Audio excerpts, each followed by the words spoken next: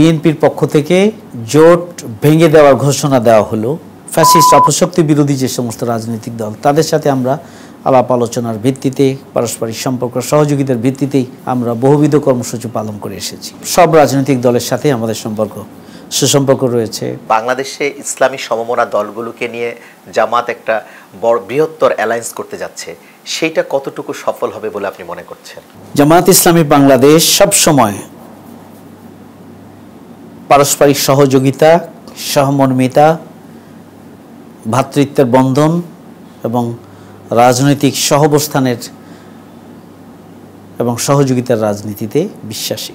খুবই দুর্ভাগ্যজনক যে আওয়ামী লীগ আমাদেরকে জনগণের রাজনীতি করার যে এই অধিকার বা এই যে জামাত ইসলামী যে কালচারটা অনুসরণ করেন এটাকে এস্টাবলিশ করার জন্য জামাত ইসলামীকে আসলে কোনো ভূমিকা রাখতেই দেওয়া হয়নি। এরপরও শত প্রতিকূলতার মাঝেও বাংলাদেশ জামাত ইসলামী সবসময় অগ্রাধিকারের ভিত্তিতে দেশের জন্য এবং জনগণের জন্য, ফ্যাসিস্ট অপশক্তির হাত থেকে দেশের জনগণকে মুক্তির জন্য আমরা সবসময় সকল অধিকাংশ রাজনৈতিক দল, বিশেষ করে ফ্যাসিস্ট অপশক্তি বিরোধী যে সমস্ত রাজনৈতিক দল তাদের সাথে আমরা আলাপ আলোচনার ভিত্তিতে, পারস্পরিক সম্পর্ক সহযোগিতার ভিত্তিতেই আমরা বহুবিধ কর্মসূচি পালন করে এসেছি।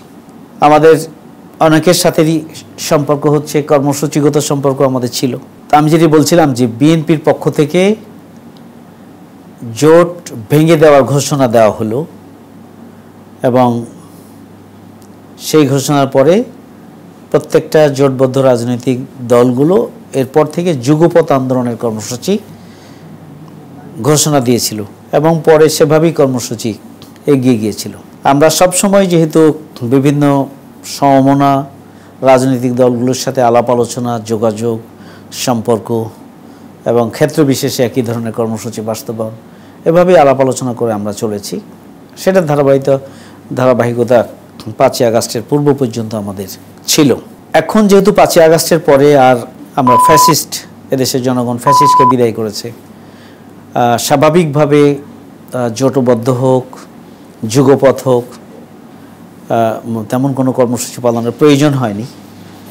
এই জন্য এখন সব রাজনৈতিক দলের সাথে আমাদের সুসম্পর্ক রয়েছে। প্রত্যেকটি রাজনীতির সাথে আমাদের যোগাযোগ রয়েছে।